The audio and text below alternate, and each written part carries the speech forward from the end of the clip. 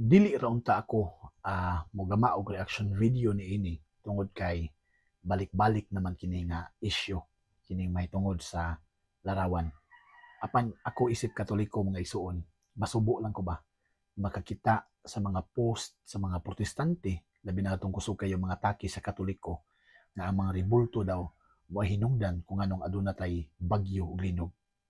Atong timan-an mga igsoon nga ang balaan nga mga sagradong mga larawan gitugot man kini sa Dios.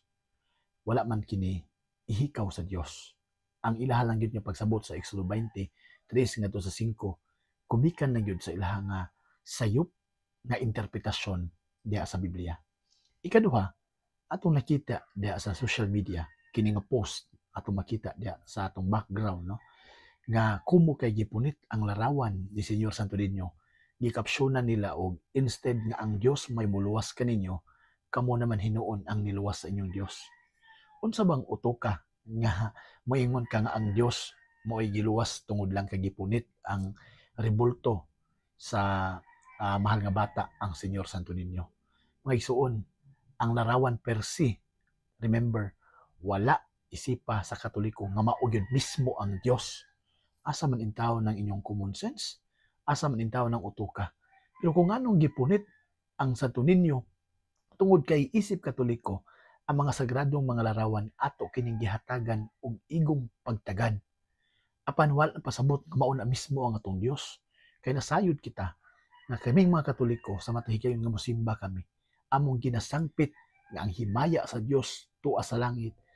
Sa pag-ampo namo sa mahanamo, manaa ka sa langit. Tin-aw ka na kayo nga pagtulunan. Apan subok palandungon nga ang atong mga igsuon nga mga protestante hangtod karon wala gihapon makasabot sa tinuod nga kahulugan niining gitawag nato og mga larawan. Kay tungod sa ilang pagbati nga nag-uros-uros nga kung makakita sila larawan ilang hunahuna, Dios na dayon. Amo na nga laktod nga pagkaistorya, dili ang Katoliko mo'y nagbaton og Dios kundi kamo nga nag-ila sa larawan nga Dios, kamo mao'y nagbaton og Dios. Kamo nga hilabihan kaayo ang kasilag sa Katoliko, kamo mao'y nagtuo og Dios. Kay kanang kasilag, kasuko, usana kapaagi sa pagsimba og Dios. Fully mga igsuon, atong buhaton unta karon, no, mag-ampo ta sa mga tanan nga naigo sa bagyo. Dili kay pasulabion nato ang ato ang garbo ug kasuko. God bless mga igsuon. Atong iampo ang mga tao nga grabe ang ilahang pakigbisog karon gumikan sa panahon, gumikan sa bagyo nga human ni Tino ni sunod si Uwan. God bless.